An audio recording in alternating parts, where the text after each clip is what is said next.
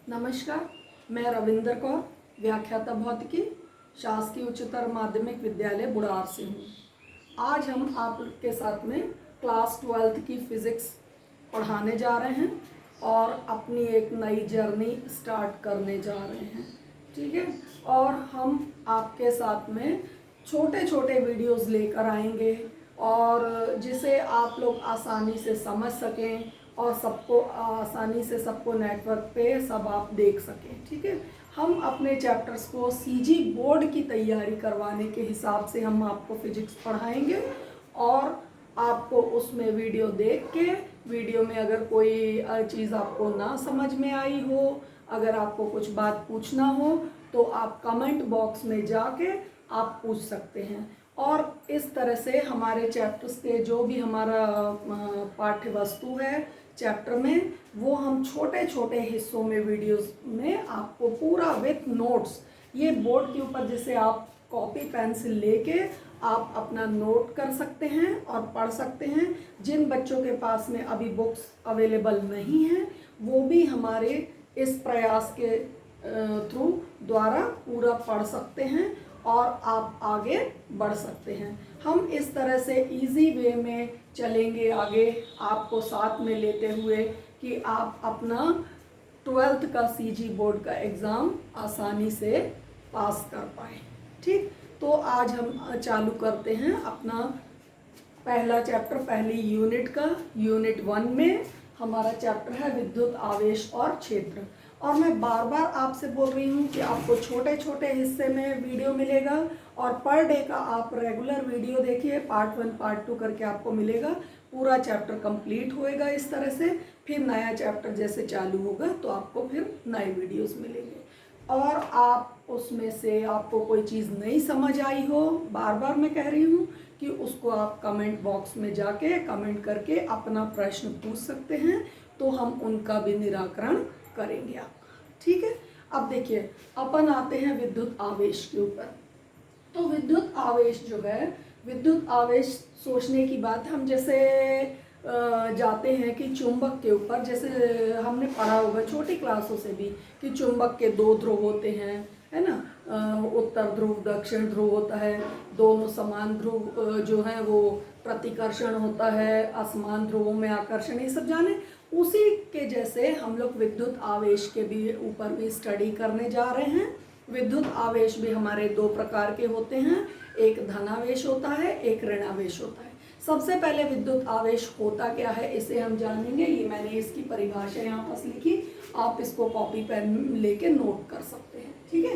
विद्युत आवेश एक भौतिक राशि होती है जिसे अर्जित किया जाता है। अर्जित करना जान रहे हैं ना, जैसे आप ज्ञान अर्जन कर रहे हैं, है ना, वैसे पदार्थ विद्युत मय हो जाएगा विद्युत आवेश अर्जित करके, ठीक है। तो इस तरह से विद्युत आवेश एक भौतिक राशि है जिसे अर्जित किया जाता है, ठीक है।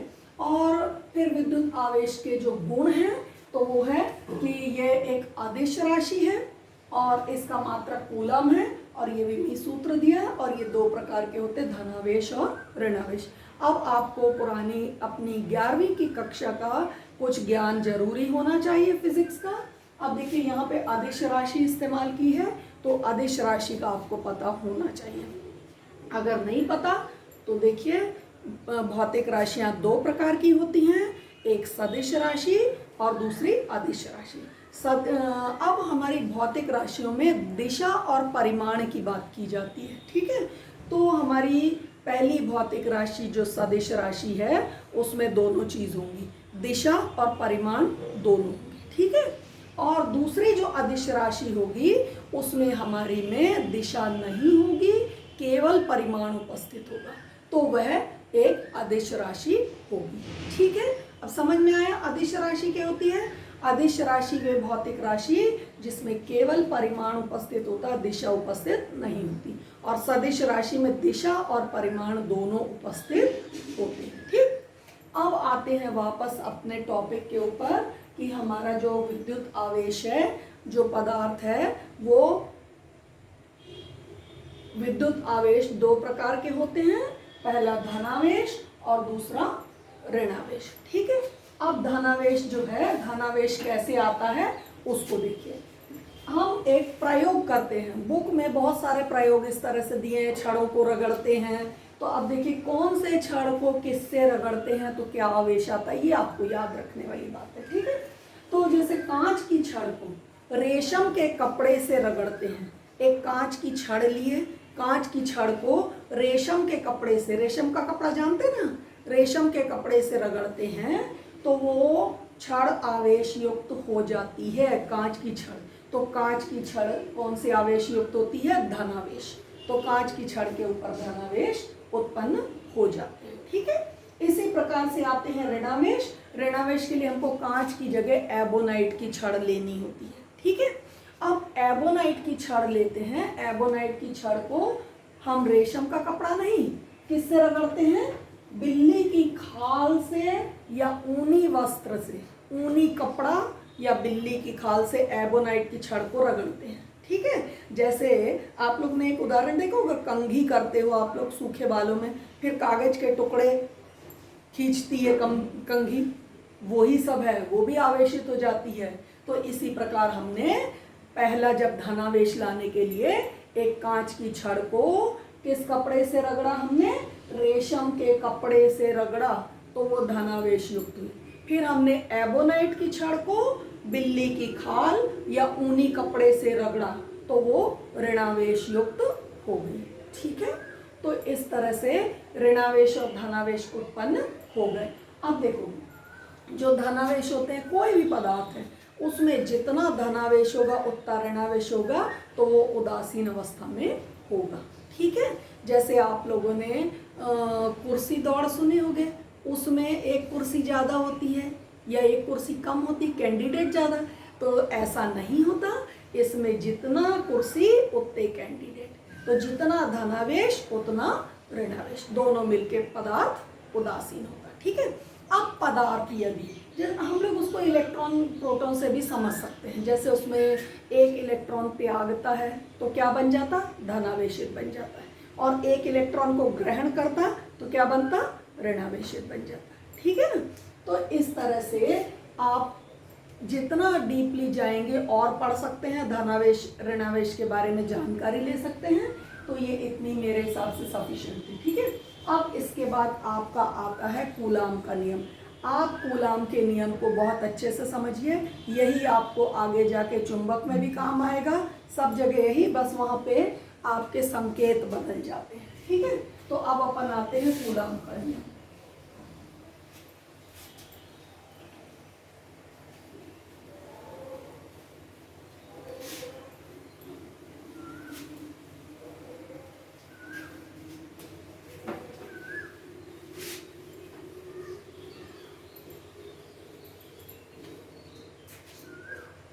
हाँ बच्चे लोग देखिए, कूलाम का नियम जो है वो क्या रहता है, दो हमने बिंदु आवेश लिए, ठीक है।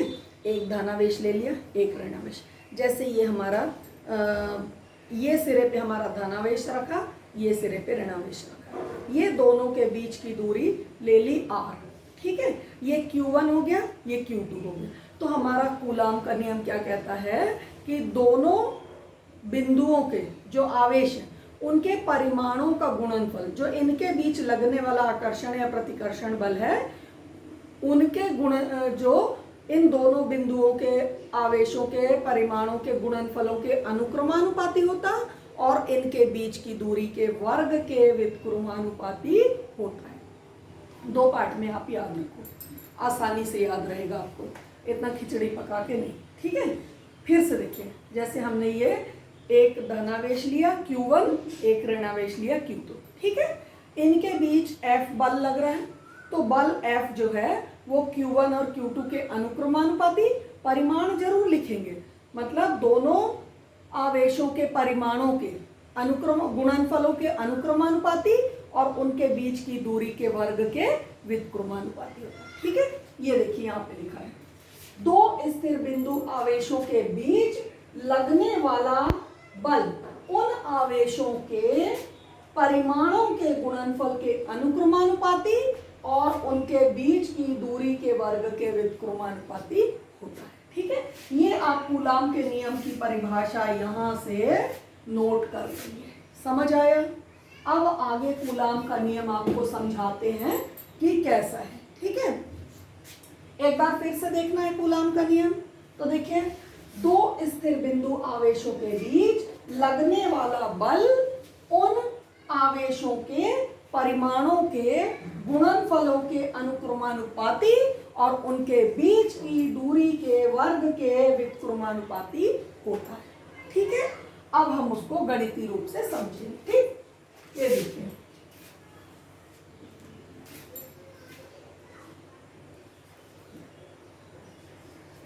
ये हमारा हो गया, दो बल हो गए, है ना, दो आवेश हो गए, एक प्लस क्यू एक माइनस क्यू, इनके बीच की दूरी हो गई हमारी आर। ठीक है, ये आर दूरी हो गई। अब अपन इसकी थ्योरी लिख सकते हैं ऐसे, माना Q1 Q2 दो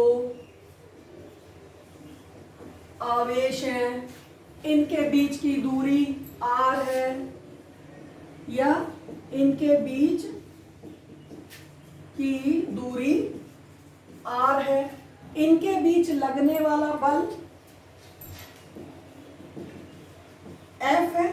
ठीक है, तो पहला क्या बोले, पहला स्टेटमेंट अपन ने क्या लिया कि दोनों बिंदु आवेशों के बीच लगने वाला बल उन आवेशों के परिमाणों के गुणनफलों के अनुक्रमानुपाती होता है। तो अब देखिए, ये F अनुक्रमानुपाती Q1 Q2, ये हो गई अपनी पहली समीकरण। ठीक है, अब अपन ने दूसरा आधा हमारा स्टेटमेंट, आधा क्या है इसके बाद, तथा के बाद दूसरा, उनके बीच की दूरी के वर्ग के व्युत्क्रमानुपाती मतलब 1/। ठीक है, फिर देखिए 1/r², ये हो गया समीकरण नंबर 2। समझ आया यहां तक?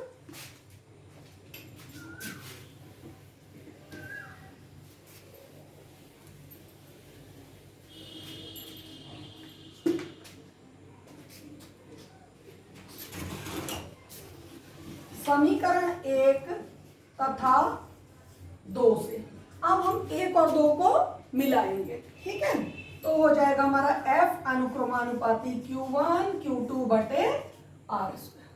ठीक है, ये हो गया समीकरण नंबर 3।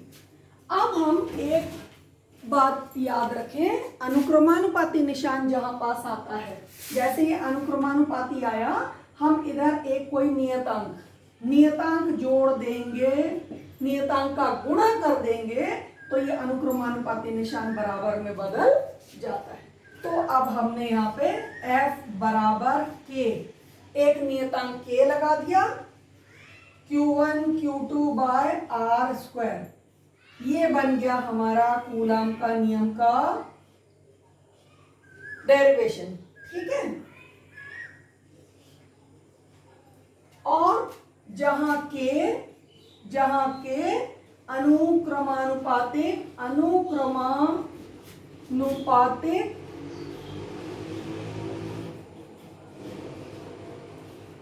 नियतांक है।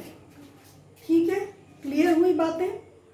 फिर से अब फाइनल एक बार, पहला बताया आवेश दो प्रकार के होते हैं। ठीक है, कौन कौन से, धनावेश और ऋणावेश। ठीक है, अब अपन ने बताया कि पदार्थ जो है वो अर्जित कर लेता है गुणों को, है ना, तो क्या हो जाता है, विद्युतमय हो जाता है, और विद्युतमय होता है तो उसमें जो दो प्रकार के आवेश आ जाते हैं, एक धनावेश, एक सिरे पे ऋणावेश। ठीक, फिर आता धनावेश, कैसे आता है, धनावेश आता है जब हम कांच की छड़ को रेशम के कपड़े से रगड़ेंगे तो उसके ऊपर धनावेश आ जाएगा। ठीक, उसके बाद ऋणावेश, हमने एबोनाइट की छड़ को ऊनी कपड़े या बिल्ली की खाल से रगड़ा तो उसके ऊपर ऋणावेश आ गया। ठीक है, अब पदार्थ में धनावेश और ऋणावेश दोनों ही उपस्थित होते हैं, लेकिन वो संरक्षित रहते हैं, उदासीन स्थिति में रहते हैं। जब उसमें विशेष प्रक्रिया की जाती है तो वो धनावेश और ऋणावेश में आ जाते हैं। ठीक है, इसके बाद में आता है हमारा कूलाम का नियम। कूलाम का नियम दो सिरे पे, एक सिरे पे हमने धनावेश एक ऋणावेश जैसे दो बिंदु आवेश लिए, दो बिंदु आवेशों के बीच लगने वाला जो बल है वो दोनों बिंदु आवेशों के परिमाणों के गुणनफलों के अनुक्रमानुपाती तथा उनके बीच की दूरी के वर्ग के व्युत्क्रमानुपाती होता है। ठीक है, ये इसकी थी थ्योरी। अब इसके बाद में अपन ने माना Q1 और Q2 दो आवेश हैं और इनके बीच की दूरी r है और उनके बीच लगने वाला बल F है। ठीक है, ये थ्योरी लिख ली। इसके बाद में अपन ने पहला क्या बताए, जो बीच में लगने वाला बल है वो दोनों सिरों के आवेशों के परिमाणों के गुणनफलों के अनुक्रमानुपाती, तो F अनुक्रमानुपाती Q1 Q2 समीकरण है। फिर उसके बाद दूरी के वर्ग के व्युत्क्रमानुपाती F व्युत्क्रमानुपाती R।